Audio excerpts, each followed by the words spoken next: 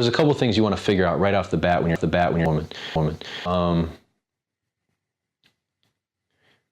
How she wants to inspire a man, how she wants to nurture a man, what she needs to feel to surrender to a man.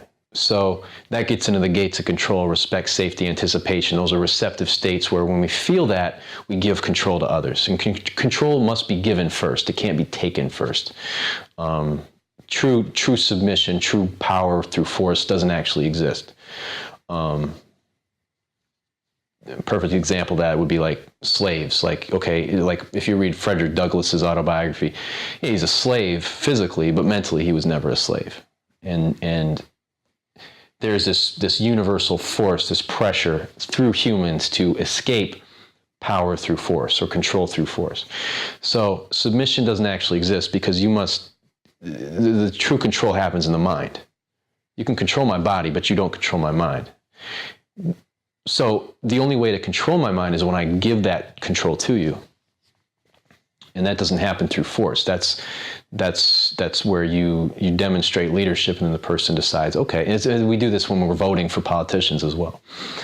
So you want to figure out how she wants to do these three things, and then you also want to figure out the time element in terms of like how much time she wants to give to a guy.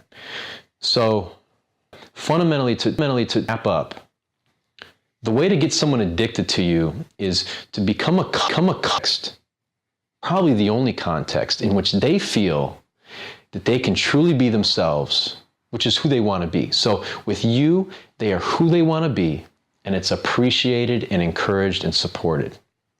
And that's the foundation for my relation with everyone in my life.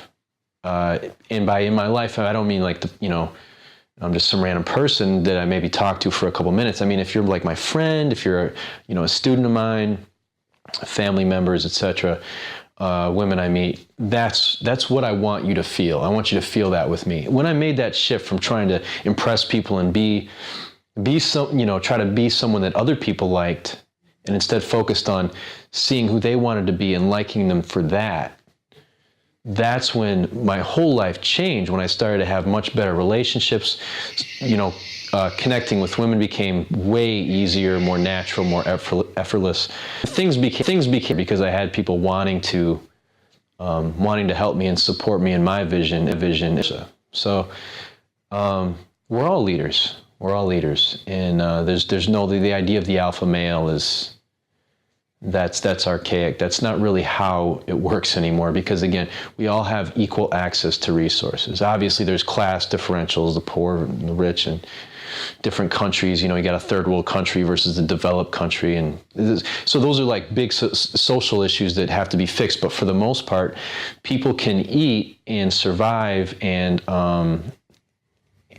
for the most part, if you work hard, you can support yourself. That changes a lot of things. And so this idea of who's alpha is not as relevant anymore. It's more about who knows that he is a leader, then knows what being actually means, and how that works, how that's executed with every new person you meet. And again, it's seeing who they want to be, letting them know you see that, drawing them out, and then or eliciting that, and then rewarding it with your time and attention. And touch as well. I mean, touch is just a part of time, or touch is just a part of attention that you give a woman.